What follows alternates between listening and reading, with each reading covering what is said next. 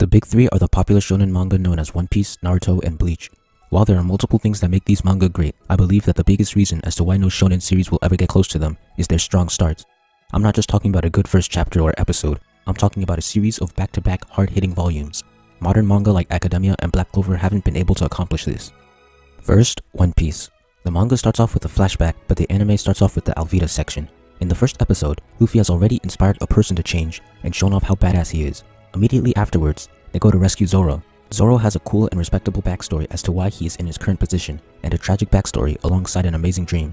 Luffy also yet again inspires change in others after an interesting turn of events. Now, Luffy and Zoro both show off their epic skills. At the end, Kobe and Luffy have a powerful scene together. Keep in mind, this is 7 chapters and 4 episodes. Next is the Buggy arc. We have interesting villains like Buggy, characters with sad and tragic backstories like Jojo, new crewmates like Nami, and cool fights. At chapter 21 and episode 8, we've had 3 good storylines with good stories, characters, backstories, fights, and messages. In the next arc, they go to an island and learn about the Grand Line before they head to Usopp's island, where the main story takes place. There is yet again good characters, self-contained plot, fights, and message accompanied by powerful scenes. The next arc is fairly similar, except this one stands out a little because Zoro suffers his first loss in the plot, which leads him to make his great promise, and Nami leaves the crew at the end. The Arlong Park arc follows a similar formula, but here it focuses heavily on a crewmate and the themes of friendship, having even more powerful moments compared to the others. This is at chapter 44 and episode 27, what I consider to be One Piece's start, but I will talk about the next saga because it raises the level of the whole story. The remainder of the arc is pretty tame, but the arrival of the Alabasta saga is what's important. The crew is for the first time facing off against an organization. While the effective formula of the previous saga remains, the stories are all connected through the Baroque works coming after them. Each villain gets increasingly dangerous until they reach the Alabasta arc, where the crew is finally pushed to their limits in their battles. Luffy even loses against the main antagonist twice before beating him. The whole arc has a feeling of hopelessness and an overall more complex story. This is at chapter 217 and episode 130. Next is Naruto. In the first chapter and episode, we are introduced to Naruto and his tragic past. Naruto's a failure at the beginning, but by the end, he's able to graduate from the academy after an epic beatdown, setting up the themes of Naruto. The second and third chapters and episodes focus on introducing rivals and important characters. Episodes 4 and 5 have the main characters having an epic fight with what is at the moment one of the strongest ninja in the series. The characters show off their abilities, and at the end, there is a powerful message about teamwork. For the remainder of the arc, the entire team puts their lives on the line about 3 times while on a mission that goes out of control. Each time, there was a chance that one of the characters could die. Sasuke, the second main character, almost dies in his battle against Haikyuu. There is a great storyline that really builds upon the world. There are crazy fight scenes like Kakashi vs Zabuza and Naruto and Sasuke vs Haikyuu, characters with tragic backstories like Zabuza, Haku, and Inari, and Naruto delivers powerful and inspirational speeches alongside his actions that allow Inari and Zabuza to change their ways, greatly impacting the direction the story takes. At the end, characters die, tears are shed, and the ninjas are able to change the land of waves for the better. This is all in 33 chapters and 19 episodes. Next is the chunin exams. I already have a video on that, so I'll be only saying a few things here. The chunin exams has a lot of complex stories, plot twists, subplots, developments for the characters, and world building all in just one long arc. This leaves us at chapter 138 and episode 80, and is what I consider the start of Naruto. Of course, like One Piece, it continues to get even better, giving great highs in the search for Tsunade, and arguably higher highs than the exams in the Sasuke recovery mission. And finally, we have Bleach. Bleach's first episode and chapter introduce us to Ichigo, his family, and Rukia. Ichigo transforms into a Shinigami, and it turns into a monster of the week, where Ichigo and Rukia slay hollows. But it isn't that simple. There are multiple mini-arcs within the first arc. There is one that introduces Orihime and her past, one that does the same for Chad, one that introduces Kon and his struggle, one that dives into Ichigo's past, and so on.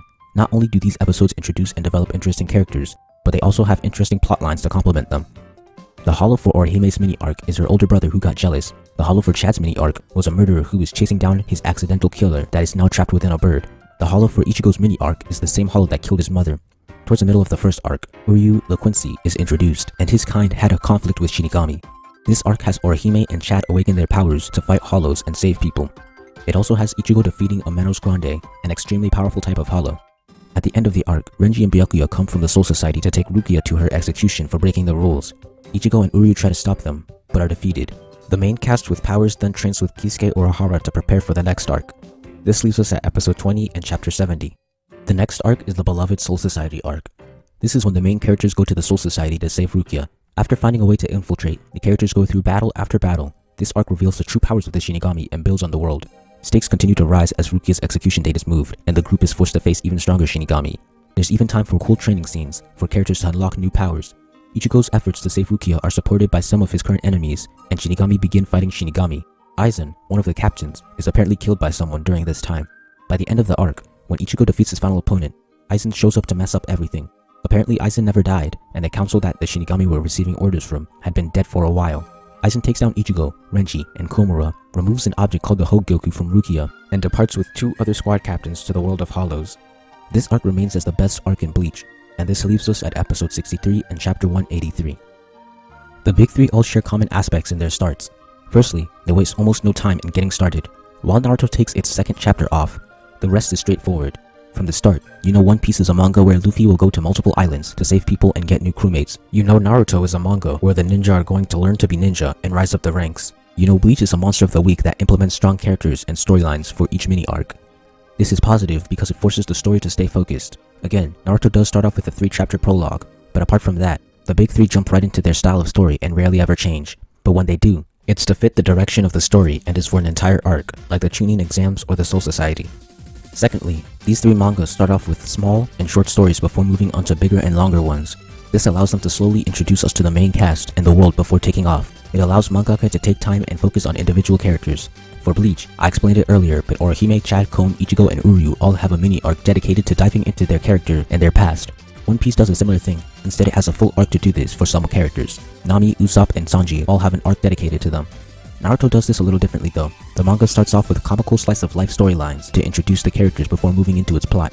The second chapter is for Konohamaru and Naruto, but the third is for Sakura and Sasuke. Kakashi doesn't get his own time, but he's meant to be mysterious.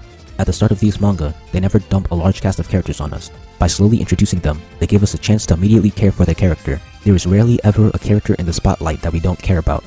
And finally, the big 3 all deliver strong stories, themes, and messages from the start. One Piece has Luffy teaching Kobe to be strong and to stand up for himself in the Romance Dawn arc. Naruto's first chapter is about hard work. The second chapter has Naruto teaching Konohamaru about commitment and how there are no shortcuts. And the third chapter has Sasuke berating Sakura for making fun of Naruto being an orphan, teaching a lesson about understanding others. Bleach's themes are about grief and the struggle to overcome them, with messages about protecting loved ones. The start of a story is one of the most important parts because it is the hook. If a viewer doesn't like the first chapter or episode, what incentive do they have to read or watch the next? I believe that these 3 things allow for the big 3 to have such effective beginnings as manga. They hook the viewer and then slowly get them attached to the characters and the world. I haven't really seen any shonen manga nail the start like this, old or new. Of course, that isn't all that makes the big 3 stand above all shonen, but I definitely think it's one of the most important. Shonen anime have a lot of cool concepts in their power systems, but sometimes they tend to sacrifice consistency and or balance for something cool instead. While this cool thing might be really entertaining and satisfying in the moment, in the long run, it creates problems that prevent the manga or anime from reaching its full potential. At the beginning, One Piece has devil fruits as its primary power system, but it also has a few humans who can do unexplained supernatural attacks and techniques. The first major instance of a risky cool moment were the Enies lobby power-ups. Luffy got his gears, Zoro got his Ashura, and Sanji got Diable Jambe. Reluctantly, these moments didn't ruin any consistency or balance. The gears just showed off how creative a user could get with their devil fruit, and how creative Oda could be when he pushed the powers to the limits. This ability stayed within the lines of the power system and built upon it. Ashura and Diable Jambe were a little more risky, but they didn't leave a negative impact because of what had already been shown. Zoro extended his spear to gain extra arms and heads, while Sanji used friction to heat up his foot. While these make no sense, they are fine within the world of One Piece, because normal humans have already been shown to do supernatural things such as shooting sword waves and hardening their bodies. These 2 abilities just push the crazy logic of One Piece's world. The next risky cool thing didn't work out so well. Haki was introduced, and it allowed anyone to receive 2 powers and a few to receive a third. In the moment, it was cool, but in hindsight, it ruined the way One Piece battles work, making a creative battle system extremely generic. Previously, all characters had their own unique techniques. You would rarely ever see 2 people using the same technique unless they had the same fighting style. Characters had to fight to their strengths and use their opponent's weaknesses, but with Haki, everyone that can use Haki is put on an even playing field. For a theoretical example, if Luffy and Zoro fought pre-time skip, Luffy can stretch, while Zoro can use his swords. Luffy would have to look out for Zoro's blades since he has no defense against them, so he would have to create an interesting strategy to combat him. Post-time skip, both Luffy and Zoro can harden their bodies and sense attacks, thus removing one of the most important factors in a battle between them. For an actual example, when Luffy fought Crocodile, he had to come up with a way to punch sand, so he used water and later blood. In post-time skip, he would just use Haki. The evened out playing field reduces the amount of creativity, but that's not all it did. It also created generic power levels. Before, a weak person who could get really creative with their powers could theoretically defeat a person stronger than them. But now with Haki, what's more important is how strong your Haki is, and usually, the one with the stronger Haki wins. While hawking may look cool and create cool moments, it takes away a lot of the creativity factor that One Piece used to have. In Naruto, similar to One Piece, Kishimoto did a very good job at adding in cool without sacrificing anything. Naruto's tailpiece transformations were justified by the establishment of Jinchuriki early on. Sasuke's curse mark was just a part of the power system that hadn't been revealed to us yet. The time skip is where problems start appearing. When Naruto masters the Rasen Shuriken in Sage Mode, it's cool, but it creates problems with balancing. Naruto masters something that Kakashi couldn't, and then masters something that Jiraiya couldn't. Naruto's extremely fast progression not only begins the problems with power escalation, but it also disrespects two powerful and respectable ninja. The inclusion of Susanoo just doesn't make much sense. It looks cool, but it doesn't belong in Naruto. This is the start of Avatar Kaiju battles.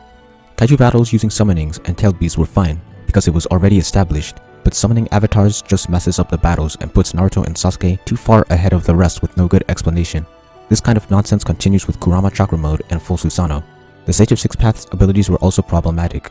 Truth Seeker orbs don't make sense, and Naruto and Sasuke being gifted with their Six Paths powers was not only unearned and nonsensical, but yet again, put those two way ahead of everyone else with no real justification. Bleach probably does the best at managing cool with consistent and balance. Bleach's power system is fairly loose. Shinigami, Quincy's, and Hollows all have their own unique power systems, but there is also quite a lot of mixing. Orihime and Chad randomly got powers after a while. Orihime's ability is revealed to be similar to Shinigami's, while Chad's is similar to Hollow's. Then there are Shinigami with Hollow powers known as Vizard, and Hollows with Shinigami powers known as Arrancar. Vizard add onto the Shinigami power system, while Arrancar have their own that is similar to the Shinigami's. Orihime and Chad's abilities are explained by the Hogyoku. While this may feel like a cop-out, Bleach has already shown multiple strange creations such as Mod Souls and the Kototsu, so this isn't very problematic. Bleach also solves a lot of its potential consistency breakers by never fully explaining or explicitly stating something, allowing for leeway. For examples, it is never stated that a Shinigami's Shikai and Bankai could actually not be its real form, which allowed Ichigo and Renji to gain new ones. Hitsugaya never explicitly stated that when his flower petals run out, his Bankai disappears, which allows Kubo to add a power-up after his timer runs out. It is never stated that there is no form above Resurrection, which allows Ulquiorra to get a power-up. The Hogyoku's full abilities are never stated, allowing Aizen to gain power-ups with it. Ichigo can get his powers back after losing them, because he was initially using Rukia's and not his own. Bleach's vague and loose power system allows Kubo to justify anything that may initially seem like an ass pull. The only thing that he can't really justify is the Mugetsu. Becoming Getsuga doesn't really make sense at all in the world of Bleach. Maybe if Ichigo wasn't the first to become a Zanpakuto, it would be a little more believable, but since this is an ability exclusive to him, it just seems like an ass pull. Introducing something like a cool power-up is fine as long as it doesn't break the rules, ruin battles, or ruin the balancing of characters. If it breaks the rules, then there is a plot hole, creating inconsistency. If it ruins the battles, then it takes away a lot of the charm of the power system. If it makes characters unbalanced, then it creates problems in the fights and makes the problems of power escalation worse if they weren't already established. One Piece and Bleach handle cool things without consequences through their loose power system and rules. Naruto handled it with foreshadowing and early establishment, but One Piece failed when it created a generic power system that ruined the previously established creativity. Naruto failed when it made characters escalate in power too quickly and introduced unjustified and unearned new abilities. Big fights in Black Clover follow a very simple formula. It amazes me how effective this formula is. It's repeated over and over throughout the manga and it never gets old. All battles start with certain characters fighting each other. At one point, the heroes are put at a disadvantage and are about to die. Then one of two things happens. One of the heroes gets a power-up, or another hero joins the battle to save the ones fighting. Alternatively, the heroes could be about to win when another villain shows up to assist them, and then repeat. I'll give 4 examples to hammer home this point. Yuno and Klaus are fighting Mars. When the heroes start losing, and Yuno's about to be killed, Asta comes in and saves him. Now Asta is fighting Mars. When Asta gets in trouble, he gets a power-up in the form of a new sword and is able to continue fighting. Then when Asta gets in trouble again, Yuno gets a power-up in the form of a wind spirit and saves Asta and defeats Mars. The next battle is the fight in the kingdom. Asta is fighting Rades and having a hard time, but Leopold and Noel show up to assist him. Asta continues fighting, but when he's about to lose, Fuego Leon saves him and begins to fight Rades in his place. As the two fight, Valtos comes in, and Fuego is mysteriously incapacitated as Midnight Sun members enter. Asta, Leopold, and Noel fight against them, but the first two get heavily injured. This is when the Magic Knight captains show up and fight off the Midnight Sun. Asta is captured and the villains retreat, but Julius follows them and starts killing and capturing them. In the end, a few members are able to escape. Asta, Gauche, and Teresa are fighting Neige and Baro. The heroes are close to winning when Sally shows up. The three are forced to fight her, but Gauche leaves the battle to protect his sister. Asta and Teresa are battling Sally, and Asta gets injured. Before he can die, Gauche returns to save him and the three fight once again. They use the power-up, Mirror Brigade, to obtain victory. Towards the end of the battle, Neige saves Asta from peril. This is when Lich enters the fray and attacks the heroes. The three try to fight him, but they are getting their asses whooped. Then, Finral brings Yami to save Asta. Finral takes Gosh and Teresa out of the battle. Yami and Asta are fighting Lich for a while, until Valtos shows up. It becomes a 2-on-2 battle, and during this time, Asta gets a power-up in the form of ki sensing from Yami. Yami decides to solo Lich and it becomes 2 separate 1-on-1 battles, with Asta fighting Valtos. Asta defeats his opponent with ki sensing, and Lich decides to use his final attack. When the two have no way of escape, Finral brings Gosh to the battle, who reflects Lich's ultimate spell with his power-up, Full Reflect. When the battle seems to be over, the third eyes show up and start fighting against the Black Bulls. When they are beginning to be overwhelmed, Jack, Nozel, and Charlotte save them in time. The third eyes retreat with Lich at the end. The last one I'll use as an example is the legendary fight against Veto. Magna and Luck are fighting Veto, but they lose. Asta and Kyoto show up and start fighting against the third eye member. The Man of Despair starts to crush his opponents when Noel shows up and saves Asta. Kyoto rises and Kahono and him start fighting Veto. The two are eventually defeated, but Noel saves them with her power-up, Roar of the Sea Dragon. When Veto attacks her, Asta comes to her rescue while Vanessa and Finral rescue the others. Asta, Vanessa, and Finral use their teamwork to defeat Veto. Defeated, he decides to self-destruct, but Yami gains a power-up in the form of a dimension-cutting spell, which he uses to enter the battle and one-shot Veto.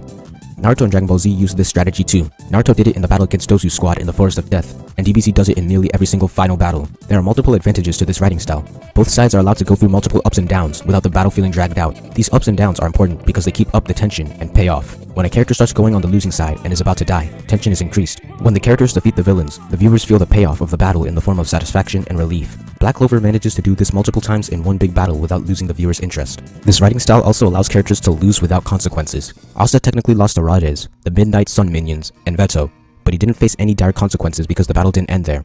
Losing is important because it would be unrealistic and uninteresting if the protagonists won every single fight. Viewers could lose immersion by how invincible the main characters are. A loss also forces the loser to reflect and improve.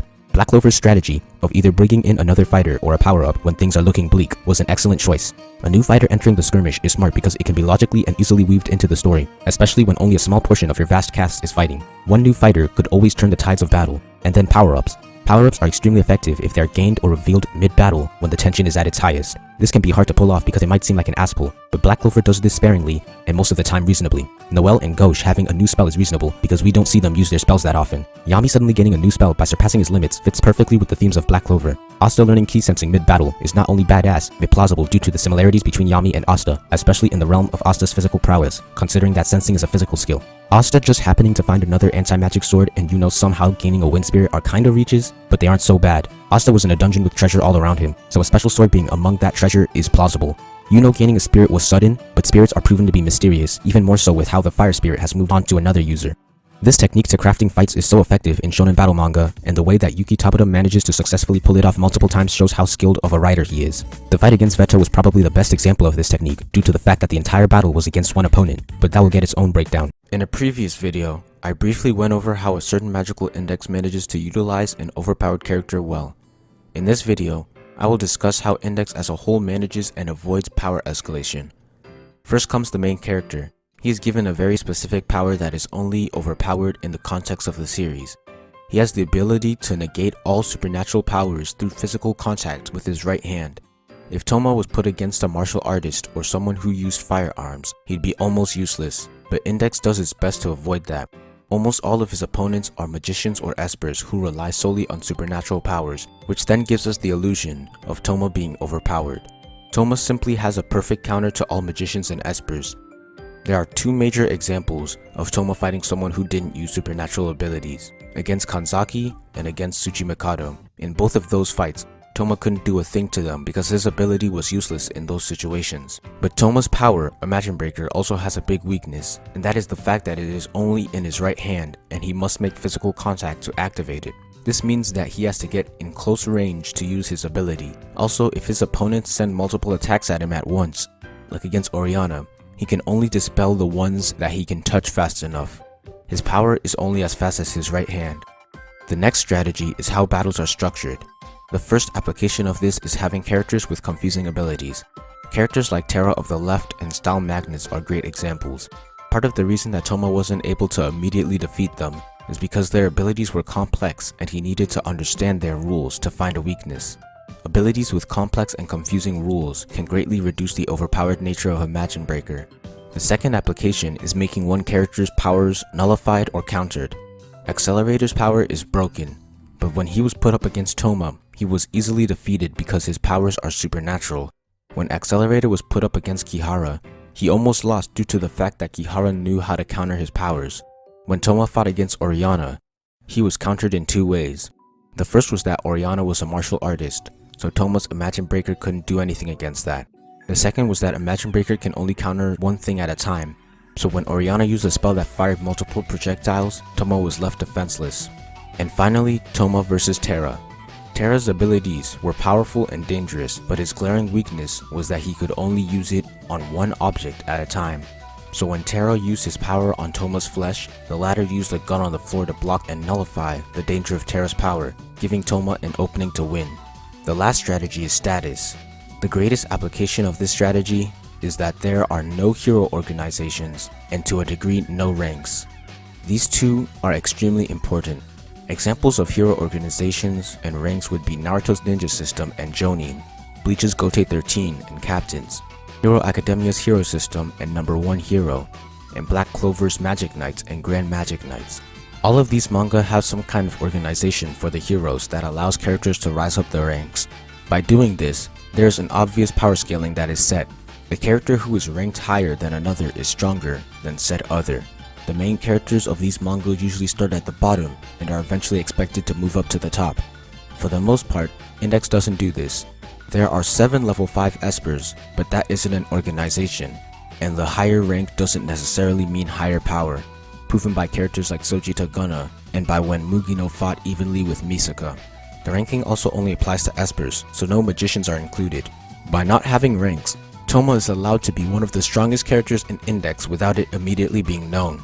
If he had a rank, he would probably be around the top, as seen by the fan-made power scaling pyramids. But since there are no ranks, the viewers are left to slowly realize how powerful he really is. If we knew from the start that he was at the top in terms of power, there would be no suspense, which is exactly why the manga I stated before start their protagonists at the bottom and have them rise.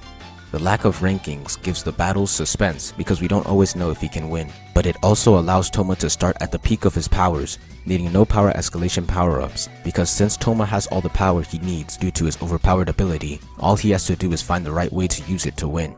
And because there is no ranking to tell us how strong Toma is, we only recognize that he is at the top after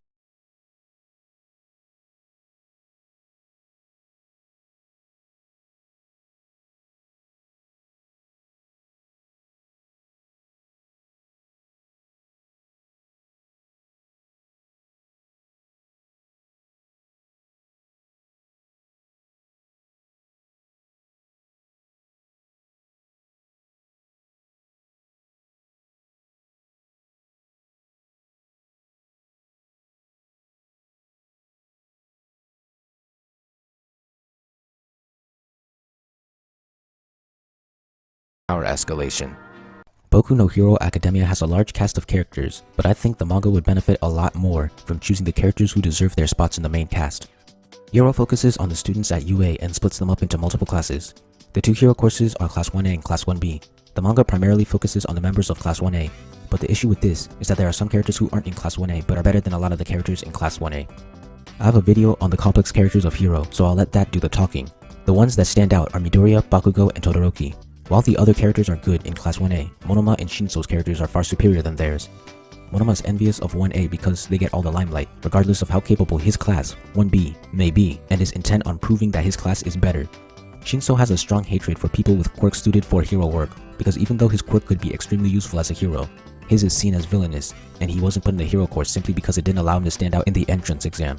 Both of these characters have extremely well-written struggles and even somewhat prove their points during the sports festival. These 2 characters aren't done nearly enough justice. Monoma is reduced to a comic relief after his loss, and Shinso is nowhere to be seen until the most recent arc in the manga. These 2 characters deserve a lot more focus than most of the characters in 1A do. I don't think they should be part of Class 1A, because their struggles stem from not being part of that class. What I do suggest is first, having Monoma be taken more seriously. He was an actually menacing rival in the sports festival. After that, I believe that they should be included a lot more, to the point that they are mainer characters than the likes of Ida and Uraraka. I recognize that the current story arcs weren't structured to focus on the other classes, but I have an idea that still fits with Horikoshi's writing style. Recently, Hero decided to have a story arc with Endeavor as the main character, diving into his current struggles and character development. Monoma and Shinso should have their own arcs where they are the main characters. The focus would be to dive deeper into their problems and their mindset while showing how they plan to deal with them. For example, Shinso could have an arc showing how he got to the hero course, his training with Eraserhead, and the development of his new equipment. While I do think the current mystery to that is kind of cool, I feel the manga would be a lot more mature and nuanced if this was an actual story arc, and the benefits of this would outweigh the benefits of the mystery aspect. For Monoma, since 1A has dealt with villains a few times, I think his personal story arc should deal with him trying to get his class to defeat or survive an encounter with villains to match up to his rivals. Whether he accomplishes his goals or not can set the kind of message Horikoshi would want to display for this arc. His extreme desire to surpass 1A could be put in a realistic light and display the consequences of dealing with villains. For more on Monoma's side, I think that bits of Monoma's side of the hero license exam should have been shown. If we want to go further, his full story of how he passed each stage should be shown. Small cuts to these characters while they aren't the main characters of the arc would also help. Things like this would really emphasize the struggle of quirks, classes, and recognition. For examples of putting the best characters forward, I'll use Bleach and Naruto. In the Soul Society arc, Bleach introduced a plethora of new characters, but in the next arc, it would be impossible to manage all of them, so Kubo chose the best characters and had them join Ichigo in the human world. Renji, Ikaku, Toshiro, Kenpachi, and Byakuya were the best new characters of the Soul Society arc. They all had interesting pasts and room for development. Kubo chose the first three to go to the human world, which was a good decision, because Toshiro, Byakuya, and Kenpachi were all captains, and sending 3 captains away would be overboard. But then he chose Kenpachi and Byakuya, along with others, to be the ones who save the main characters in a later arc. Kubo knows which characters are the most interesting, and puts as much focus on them as he can. For Naruto, many characters were introduced in the chunin exams, raising our main cast to 12. Out of those 12, he chose the ones that stood out most in the exams to go on the Sasuke recovery mission. Shikamaru had his epic fights against Keen and Tamari, along with his respectable sacrifice. Lee had his powerful history and his epic battle against Gaara. Neji had an intriguing philosophy, his hype, his tragic history, and his battle against Naruto. All 3 of these characters, along with some others, were chosen to have focus put on them in the recovery mission because Kishimoto knew they were good characters. And then he even brings back Gaara in this arc, another one who stood out in the exams due to his mentality, deadly abilities, and his fight against Lee. Horikoshi has characters that are potentially equal to those of Bleach and Naruto in terms of depth, but by not giving them the amount of focus and screen time that they deserve, he's unintentionally restricting the max potential that hero has. If Horikoshi took a step back and looked at the characters he had, and put forth his best, those that deserved their screen time, this manga could be much greater than it already is. The chunin exams is one of the greatest arcs of all time in not just anime, but all of storytelling, and in this video, I will explain why. For a sense of perspective, our main characters recently became genin, which are D to C rank ninja. They had one easy D rank mission, and then one crazy C rank mission where they almost died. When they come back from their second mission, they are about to enter the chunin exams, which is an exam that allows genin to become chunin, which are C to B rank ninja. This means that after just 2 missions, our main characters are preparing to rank up again. The chunin exams are also hyped up to be extremely dangerous with a low success rate. This not only displays the fast-paced nature of the manga and the anime, but also builds up anticipation. The first important part of the chunin exams is the characters. So far, we only have 4 main characters, but this arc introduces a ton of new ones. Those being Team Guy, Team Asuma, Team Kurenai, the Sand Siblings, Orochimaru, and Kabuto. Team Guy, Asuma, and Kurenai are each made of 4 characters who become important main characters and rivals. The Sand Siblings are 3 characters who begin as villains but then also become main characters and rivals. Orochimaru and Kabuto are the biggest villains in the first part, also making them important. So in one arc, Kishimoto introduces 12 new main characters, 3 new to be redeemed main villains, and the world's primary villains of the manga and anime. But introducing multiple characters in one arc isn't that special on its own. What is that every one of these 17 characters has a unique personality, a unique relationship with another character or their squad, and a unique set of jutsu. Each of these characters speak towards aspects of the human personality and have character arcs with messages. Some of these characters even have cool and compelling backstories and do amazing things in this arc or the future. This arc manages to balance the amount of screen time for each of these characters so that we get a good feel for them. Many of these characters even become fan favorites. Next is the world building aspect of this arc. Before, we knew of the leaf and a little bit of the rain. But in this arc, we are introduced to the sand, the sound, and other ninja villages. The sand and the sound are villages that become very important in the future. We are also introduced to more aspects of the power system in Naruto, with each new character building upon it. Previously, we knew about the elements, Sharingan, and summoning jutsu. This arc introduces yin and yang style with shadow possession and expansion jutsu. It introduces fighting styles with gentle fist and all fours jutsu. It introduces the concept of dojutsu with Sharingan's rival, the Byakugan. It shows the potential of taijutsu with the 8 gates. It introduces puppetry along with other ninja weapons with the Sand Siblings and the Sound Ninja. It builds upon and explains summoning jutsu with Tenten and Jiraiya. It introduces clan animals with the Inuzuka and Aburame clans. It introduces the concept of Jinchuriki with the addition of Gaara and the One Tail. It introduces nature affinity and shows how Sharingan can copy and so much more. This one arc expands the world of Naruto like no other. So far, the Chunin Exams arc has introduced multiple characters and concepts that remain important until the end of Naruto. Next is the character arcs and the character interactions. Sakura has her biggest character arc during this exam. After the Zabuza mission, she begins to realize that she couldn't do anything and begins to feel useless, wondering if she even deserves a spot on the team. This arc gives her a chance to prove herself. She sees through a genjutsu before the test, answers all the written exam questions correctly, holds her own against the Sound Ninja while protecting Naruto and Sasuke, and combats Ino to a draw, proving her worth in the process. The character interactions also make this arc special.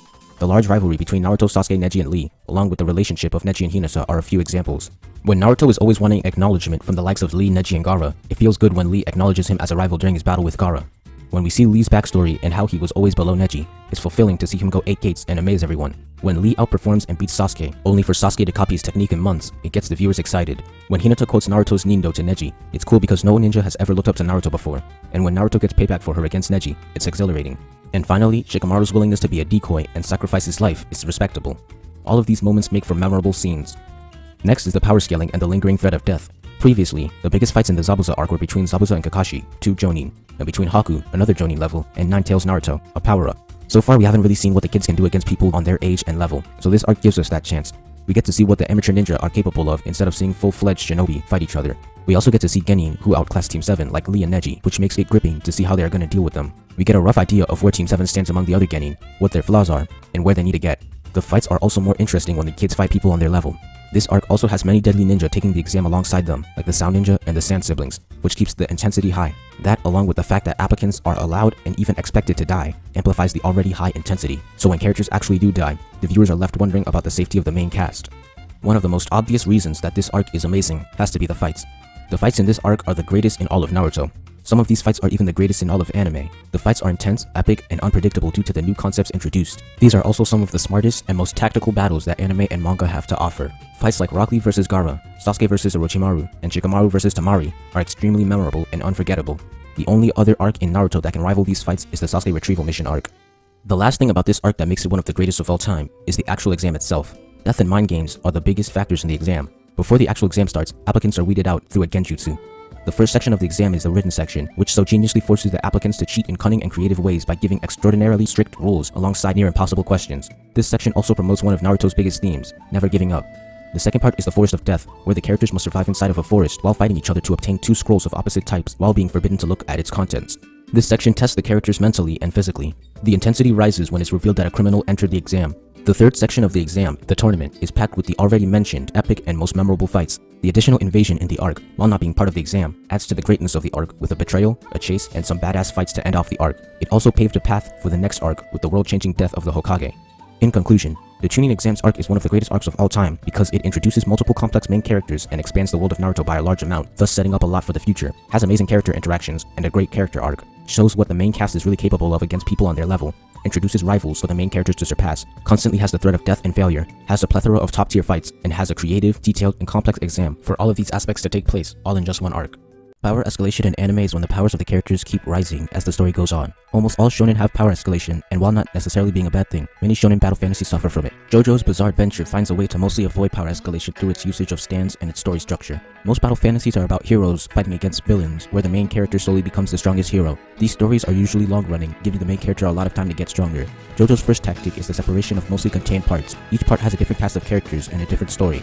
Escalation happens because if nothing changes, it feels as if nothing is being achieved or accomplished, and the story doesn't feel like it's going anywhere. The JoJo parts don't last very long, which weakens the impact of a lack of escalation. In Fullmetal Alchemist, there was no need for escalation because the story wasn't long-running and fighting wasn't the main focus. This shows that a shorter story doesn't require escalation. JoJo's second tactic to countering power escalation is through its unique power system of stands. Stands can be almost anything, therefore the primary focus of stand battles is making a creative and unique fight. Battle fantasies seem to believe that each fight has to be stronger and more destructive than the last. Naruto goes from using ninja attacks to summoning avatars, while Dragon Ball goes from martial arts to planet-busting energy blasts. With stand battles, the fights just have to be creative. The opponents don't need to get stronger because each stand's unique abilities can be utilized in a way that can cause trouble for the main cast. All stands have strengths and weaknesses. No stand is invincible or the ultimate stand. The strongest stands also never focus on creating destruction. They always focus on being overpowered through complexity. For examples, the world stopping time or Killer Queen reversing time. JoJo's third tactic to countering power escalation is the structure of his stories. In most shonen battle fantasies, the main character is part of a bigger hero group. They usually start at the bottom of the food chain and have to make their way up. The villains are also almost always initially stronger than the protagonist. Bleach has the Gote 13 with Ichigo starting as a substitute Shinigami and Yama being the strongest, while Hero Academia has an academy for heroes and a pro-hero association with Izuku starting as a student and All Might beginning as the #1 hero. In JoJo, most parts are the main characters forming a small team of around 6 stand users and fighting every other stand user in the part until they defeat the main bad guy. With this structure, the main characters have no one that they need to surpass. They just need to be able to defeat all other stand users. It counters the second point by making the main character one of the strongest stand users in their part. In most parts with stands, the main character is only second to the main villain, which they eventually defeat with wit, not complete strength. The stands of the weak are also rarely as powerful as any of the main characters they are fighting, with the main villains always being forced to use creativity and strategy to combat the main characters that could easily defeat them in a face-to-face 1v1. There is no reason for any of the main characters to get stronger. The fights usually go down with the enemy stand using a tactic that the hero doesn't understand, but through planning, creativity, or luck, the hero is able to defeat the enemy stand user.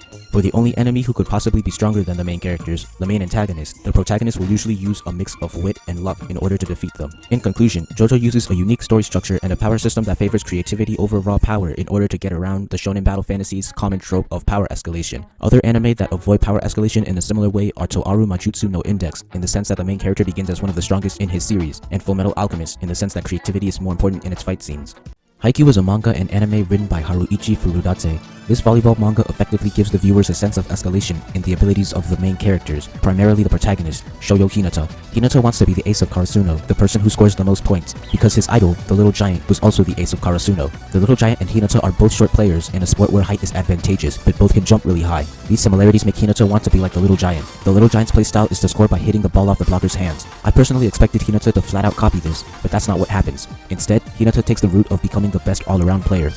Volleyball is a sport that requires multiple skills, but Hinata has only 4. He's fast, he can jump high, he has a lot of stamina, and he has great instinct, which allows him to spike well. He can't do volleyball basics such as receiving, serving, or blocking. He can only do spiking.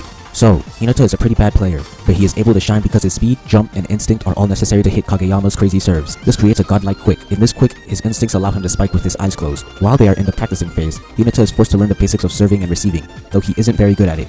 Hinata becomes the decoy of the team instead of the ace. His small stature allows him to surprise his opponents, and once they focus on him, Hinata's teammates are left wide open. He also becomes a middle blocker.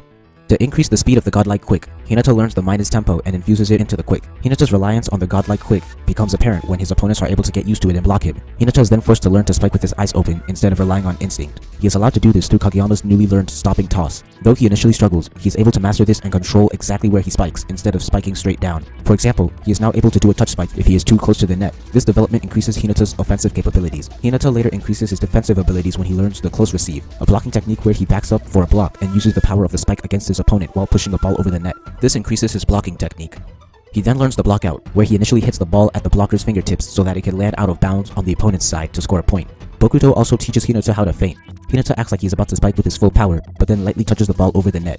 These two techniques expand Hinata's offensive arsenal. Soon, as predicted by someone else, his instinct turns into intuition. Previously, Hinata would sometimes just end up in the right position and do something amazing. When Kageyama is sent to a top-tier training camp and Hinata isn't, the difference in abilities is made clear and Hinata is forced to get even better. When he acted as a ball boy, his intuition activated and he was able to greatly improve his receiving. He used his ball boy position as a chance to practice receiving spikes. He also learns the split step, a technique that allows him to quickly position himself for a block. After receiving multiple spikes and watching others receive, Hinata expands his abilities. This is important because before, Hinata could only do offense consistently, but now he is slowly becoming a full-fledged volleyball player. During nationals, Hinata is not only able to show off his new receiving, but almost completely master it along with his positioning. Hinata goes from only being able to spike in the godlike quick, to evolving the quick, to learning new ways to score points, to learning tactics to blocking, to scoring without Kageyama, and finally to receiving almost as well as a libero.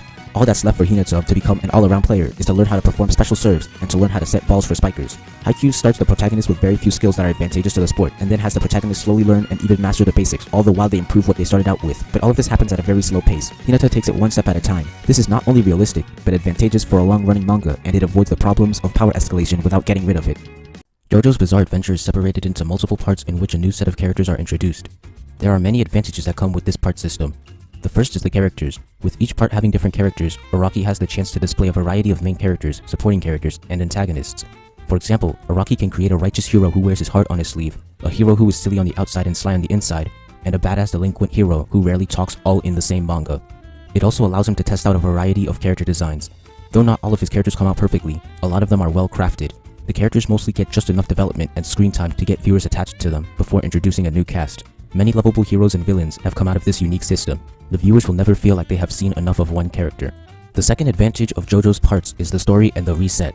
With each part being a short and compact story, Araki never really needs to pointlessly stretch out the story, because once he has done what he wanted to do with a part, he ends it and starts a new one, keeping the manga ongoing. There is rarely ever any unnecessary stalling. In part 4, the characters are searching for Kira. After defeating his underlings and Kira himself, the story ends. There are multiple fights in between, but most of them relate to the story in some way and don't feel like unnecessary filler. The characters are usually given a straightforward goal that may or may not change throughout the course of the part, but once they reach their goal, the part ends. Another benefit that comes from the part structure is the variety in stories. Araki can try out new and unique story types in just one manga. He can go from traveling around the world to murder mystery to gang fights all in one manga. Another benefit that comes from the short stories is the ability to kill off any of the main characters, including the protagonist. Since all parts are mostly unrelated and short, Araki can kill any character, usually within the final act, to increase drama and tension. This is something that mangaka can't do because then they'd be losing an important character. Araki can kill the protagonist's best friend, the protagonists themselves, or the entire cast of heroes. No death is consequential in the long run due to the constant resetting. Another benefit that comes from resetting is the ability to experiment. After a part, Araki can introduce an entirely new power system and scrap the old one.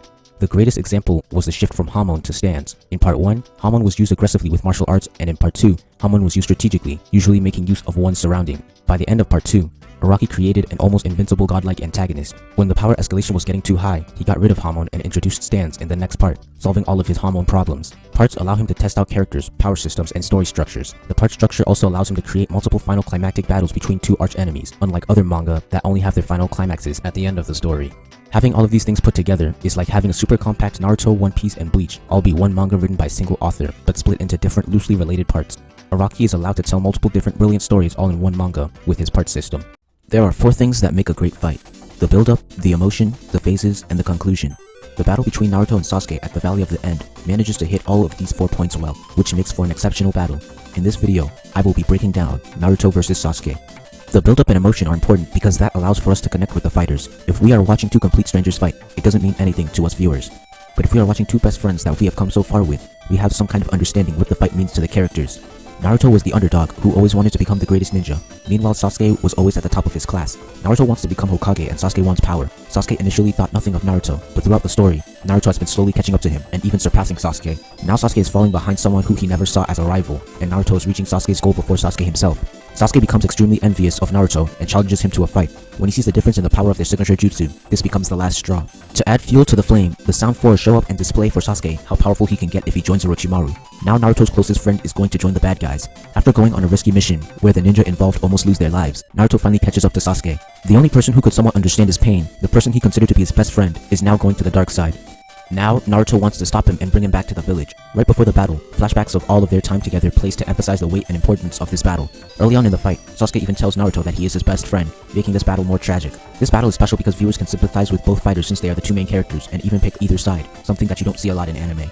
Phases are important because they keep the battle refreshing and engaging. A phase is when the battle changes in some kind of way. A phase can be as small as one character trying a new strategy, or as big as going from hand-to-hand combat to using powers.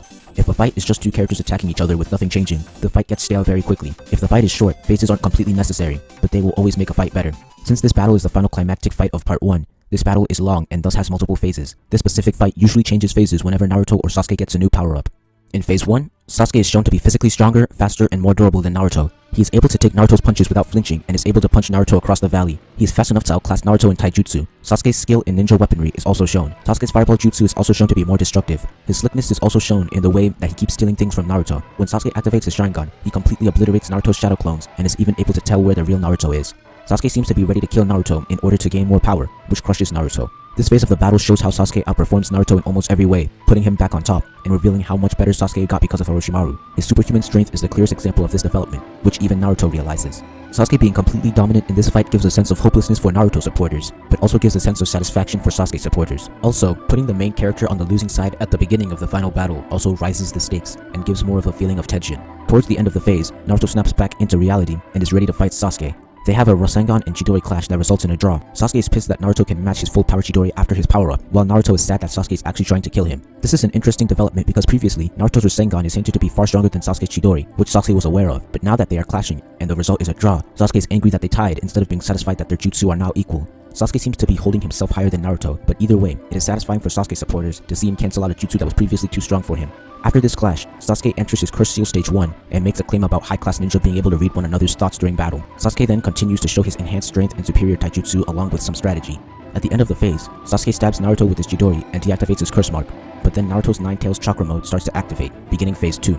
In phase 2, Naruto supporters get their time when Naruto begins to dominate the battle. Naruto is shown to be physically stronger than Sasuke. His tailed beast healing is also shown when his wound completely heals. Naruto is also faster and outclasses Sasuke in taijutsu during this phase. He can also create shockwaves capable of cancelling out a fireball jutsu. Sasuke now questions what Naruto is. The full potential of Naruto's chakra mode is shown in this phase, and Sasuke, who was previously dominating, is now fighting an opponent out of his league. At one point in the battle, Sasuke speaks of how Naruto doesn't understand his pain because he never had a family, but Naruto replies that he sees Sasuke as a brother. When Sasuke asks why Naruto goes so far for him, he replies that this was one of the first bonds he ever had, which is why he will stop him. After this, Sasuke puts on his headband while promising to break their bond. This is important because in their rooftop battle, Naruto tells Sasuke to put on his headband because it is a sign that combatants respect each other, but Sasuke refuses and tells him that he wouldn't even be able to scratch it. In this battle, when Sasuke puts on his headband, he acknowledges Naruto's strength because of the pain of loneliness, something that the latter has been fighting for. Sasuke still believes that Naruto will not scratch it. Sasuke's belief that pain makes one stronger was passed down from his older brother, Itachi, who he was not strong enough to fight before. Sasuke now believes that he will gain more strength through severing bonds. Sasuke's earlier claim about ninja being able to read each other's thoughts during battle comes into play when Sasuke says no more talking, now believing that they are equals. At the start of Phase 3, Sasuke gets another Tomoe, completing his Sharingan. Sasuke is now able to fight without the chakra-consuming curse mark. In this phase, Sasuke is now able to surpass the Nine-Tails enhanced Naruto with the capabilities of his full Sharingan. Whereas Naruto was previously too fast for Sasuke, the latter can now see the former's attacks in slow motion and counter efficiently. Naruto is unable to get a hit on Sasuke because he is always one step ahead. In Phase 1, the two punched at the same time and caught each other's fists. This same scene is paralleled in this phase when the two are about to repeat this scene. But due to Sasuke's predicting, his punch lands first and knocks Naruto back. When Naruto makes shadow clones in the Nine-Tails chakra form, Sasuke is able to completely handle them with his taijutsu. Naruto is able to get off one sneak attack with his clones on Sasuke towards the end of the phase, but Sasuke burns them all. Sasuke ends this phase with a deadly falcon drop. In Phase 4, Naruto calls on even more power from the Nine-Tails and turns into his one-tailed form for the first time. Now, Naruto is physically faster and stronger than Sasuke. Naruto can create more shockwaves and manipulate his chakra cloak for different attacks. Sasuke is unable to predict the actions of the chakra cloak and is left on the defensive. Naruto is also able to tank a fireball jutsu, an attack that obliterated him in the previous phase. Sasuke can barely dodge and continues to question what Naruto is. When all hope seems lost for Sasuke, he activates his curse seal again, but this time, he reaches stage 2, something that the Sound 4 members were shown to do with their curse marks. This starts Phase 5, the final phase. Sasuke can now tank one of Naruto's one-tailed attacks with a single wing and force him back with the same wing. Sasuke's body is getting weaker and Naruto loses power in his left arm. With both fighters reaching their limits, they decide to end the battle with one final clash. Sasuke's curse seal creates a black Chidori and Naruto's one-tailed cloak creates a Nine-Tails Rasengan. The conclusion is important because the end of the battle must be satisfying and wrap things up. In this final clash, Naruto and Sasuke initially seem to be equal. Their attacks slip by each other and head for the target. Sasuke almost stabs Naruto, but switches to a punch at the last second. Meanwhile, Naruto scratches Sasuke's headband. This short exchange does two things. Sasuke's hesitation and decision to not kill Naruto shows that he wasn't truly ready to kill his best friend, and Naruto's decision to go for Sasuke's headband ties a link to Sasuke's earlier comment on the subject, showing Naruto's determination to receive recognition through his acceptance of Sasuke's challenge. Sasuke is the last one standing and leaves his headband with Naruto before leaving. Naruto, the protagonist, has just failed to accomplish his goal, and the viewers can feel the weight and sadness. This fight gave a chance for Sasuke to bring closure to his envy towards Naruto. It also gave Naruto, Sasuke, and the viewers a chance to see how a fight between the two of them would turn out. This highly anticipated fight paid off to be one of the greatest in not only Naruto, but in all of anime, and was a great way to end off the first part of the series. The shifting tides gave each combatant chances to dominate the fight and show new and foreshadowed abilities. The Rasengan and Chidori clashes allowed the viewers to know that they are now both equal in power. The fighting of best friends is a recurring theme in Naruto, and the decision to place the fight in the same place where Hashirama and Madara had their final battle was brilliant. Teen Titans is the most slept-on cartoon. I understand that it is an extremely popular cartoon in America, but until it is put on the same level as Avatar: The Last Airbender as the greatest cartoons of all time, my statement will still stand. Both of these American cartoons are so great that they can rival even the greatest anime, even being considered as anime by many. I love both Avatar and Teen Titans equally, but Teen Titans doesn't get nearly the amount of recognition as its equal. If you were to look up Avatar analysis, you would find many excellent video essays explaining why Avatar: The Last Airbender is so great or why The Legend of Korra sucks. But if you were to look up Teen Titans analysis, there is basically nothing, which I find very surprising as both shows are complex. So I will take it upon myself to make multiple video essays explaining why Teen Titans is the GOAT. In this first video, I will be analyzing the world and the characters of Teen Titans. Teen Titans is a superhero show, and therefore, next to no explanation is needed for anything that happens. Superheroes come from comics, and by the time Teen Titans came out, people were already comfortable with superheroes. And with the recent popularity of MCU movies, that claim is further established. You don't ask why characters wear weird suits, use strange powers, or why people using said powers use it to rob banks. These are all established tropes in superhero stories. By being a superhero cartoon, Teen Titans doesn't need to exposit or give long-winded explanations about the world. Teen Titans also uses its superhero world to create its own unique style of diversity that doesn't feel forced in for attention. Instead of Cyborg being some token black character, he's different because more than half of his body is robotic. Beast Boy is different because he has green skin and can shapeshift into animals. Starfire is different because she comes from a different planet. And Raven is different because her powers are connected to her emotions, forcing her to be basically emotionless to keep them under control. This type of diversity could only be possible and happen so naturally in a world of superheroes. The location in which most of the story takes place is based off the West Coast, being inspired by California and more. Meanwhile, DC stories take place in the East Coast, being inspired by New York. This is important because in the comics, the Teen Titans are sidekicks of DC heroes, but in the cartoon, They make sure to completely separate the Titans from any mentors and give them their own identity. Robin is the biggest example of this. Robin is normally Batman's sidekick, but in Teen Titans, Robin has absolutely no connection to him at all except for a few references here and there. Batman operates in Gotham City, but Teen Titans gives Robin his own city to protect, Jump City. If you pay attention, you will notice that there are no villains that Batman fights except for Slade in Teen Titans. The teenagers are treated with respect and given their own villains, city, and base. This symbolizes the teenagers growing out of their adults' shadows, which is pretty cool. I'll give Robin his own video and go into more detail there. Teen Titans' story is also made to be relatable to kids, but with a superhero twist on them. The characters go through teenager problems that are amplified to a supernatural level.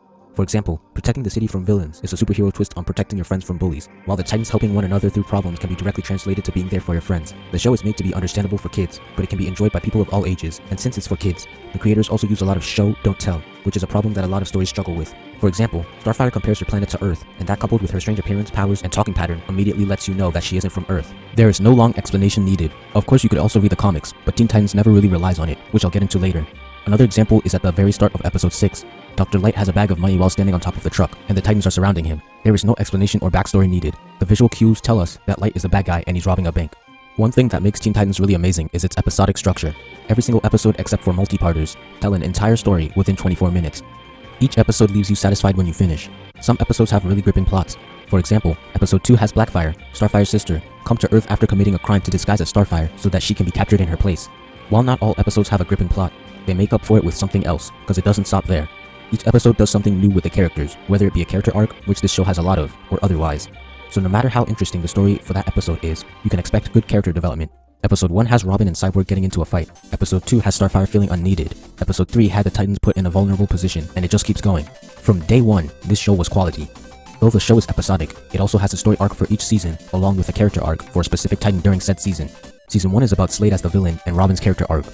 Episode 1 has the characters suspect that crimes are being organized. Episode 3 has the Titans learn of Slade's name, and Episode 4 has Slade appear in person to the Titans, and it keeps going until the Season 1 finale, where Robin becomes Slade's apprentice. Season 2 is about Terra, 3 is about Cyborg, and it continues all the way up to the movie. Another thing that draws me to this cartoon is the shared aesthetic with Avatar. Both are obviously anime inspired, but still have that cartoon feel, allowing them to please both anime fans and cartoon fans. As an anime fan, I love the anime inspiration, but it also helps the show in many ways. The first is a distinct art style that separates itself from any other superhero cartoon or cartoon in general. They are allowed to do a lot of cool things with this anime style, and a big one is the expression of emotions. Teen Titans has characters go off-model very frequently. Sometimes they get super deformed for comedic moments, while other times, their faces are distorted or exaggerated to push the limits of facial expression. This freedom allows this show to create its own unique style and identity. The next thing that the anime style allows Teen Titans to do is to create stylistic and badass character designs. While they are still based off of the comic book counterpart designs, touches of anime aesthetic are added here and there. Robin, Beast Boy, and Jinx are allowed to have cool spiky hair. Robin's mask is allowed to be his eyes and emote with him. Raven is allowed to cover over half of her face with black shadow with only her eyes showing. These are just a few examples, but the pinnacle of this point has to be Red X. His character design and powers just scream badass. Basically, if you compare the cartoon versions to the comic, chances are you'll like the cartoon versions better. Another thing that stands out about the character designs are the color coding. Anime love to color code their characters, and this makes the characters look cooler than they would if they weren't color coded. Each of the Titans is assigned a specific main color. Robin is red, Cyborg is blue, Beast Boy is green, Starfire is orange, and Raven is purple. These colors are implemented into each Titan's character design, and it helps to distinguish the characters and make them more memorable. Since this is for kids, this allows them to associate each character with a color, making it easier for them to remember them. Color coding is also just really cool, because it can allow the audience to initially pick their favorite character based on their favorite color. Earlier, I talked about not having to fall back on the comics, and Teen Titans can do this with amazing character personality establishment. In just the first episode, we have a feel for every single one of the main characters, and by episode 2, we almost know everything about the characters that we need to know. Robin is the crazy leader, and this is shown through moments like him shouting "Titans go" and jumping off a building when he has no superpowers. Cyborg and Beast Boy are the fun ones displayed by them playing video games and carnival games. Cyborg is also like a secondary leader and the mechanic, shown by the way he occasionally commands the Titans and the way he temporarily fixes himself in episode 5. Beast Boy is the comic relief, and this is displayed in basically every episode as he is always cracking jokes. Raven is the stoic kudere. This is best shown by her constantly calm demeanor, and best shown by her reaction to Cyborg leaving the team. Starfire is the glue that sticks the team together. This is shown in how she's the one most worried about Cyborg leaving, and how she always tries to interact with everyone. You don't need to read the comics to understand the characters because the show does a great job at establishing their personalities. For examples, look no further than episode 3. The Hive are introduced in that episode, and in those 24 minutes, I feel like I know what each character is like, and they weren't even the main characters of the episode. They were the villains. The episode focused on the Titans, but that didn't stop them from introducing and establishing strong and memorable characters. And the show does this with nearly all of the villains. The voice actors are also a big part of getting a good grip on the characters, but that's for another video. Another thing that helps establish the characters' personalities is their unique rooms. Cyborg has a lot of electronics and tools in his room, while Raven's room is dimly lit with books and sculptures. Each room is designed to fit the character's personality, which is a minor but nice and thoughtful addition. The main characters of Teen Titans were created to be familiar and relatable to kids. Each character has a kind of school trope that they play. Robin is the cool one, Cyborg is the jock, Beast Boy is the comedian, Starfire is the foreign exchange student, and Raven is the creepy one. The Titans also have an amazing team dynamic. Each character has their own unique role in this dynamic. The characters occasionally bleed into each other, but it works because those characters may have similarities. Cyborg sometimes also takes Robin's leader role as second in command. Robin and Cyborg also have a rivalry from time to time. Cyborg and Beast Boy, when together, are more of a comic relief duo, playing games and having fun because they're best friends. Occasionally, Robin may join them and make a boy trio. Cyborg and Raven both use Beast Boy as a punching bag. Cyborg is a display of their playful relationship, while Raven is because she is actually annoyed. Raven and Starfire are like complete opposites, but are sometimes able to bond as the girls of the team. As seen, these characters have roles alone, but they also have roles with each other. For examples of good and bad team dynamics, I will use two of Yoshihiro Togashi's works, Yu Yu Hakusho and Hunter x Hunter. In Hakusho, the character dynamic is well done, while in Hunter, it is not. Both have 4 members, but in Hakusho, each has a distinct role. Yusuke is the sarcastic, witty hothead. Kuwabara is the comic relief. Kurama is the wise and composed one. Hiei is the cynical and cold straight man. Both Yusuke and Hiei make fun of Kuwabara, and both of them enjoy fighting. Yusuke and Kuwabara are mostly on the same wavelength, as they are both best friends. Kurama treats everyone with equal respect. While there is some bleeding, each character has their own defined role in the group. In Hunter, although the 4 may have different personalities when separate, they all bleed into each other when they are together. All 4 of them are happy and cheerful, leaving next to no distinction between them. The only characters who have a semblance of a unique role are Gon and Leorio. Gon is sort of the leader, and Leorio is a comic relief, but other than that, the characters bleed into each other way too much. Another nice thing about the Titans is that the boy-to-girl ratio is balanced as much as one possibly can with an odd number, having 3 boys and 2 girls.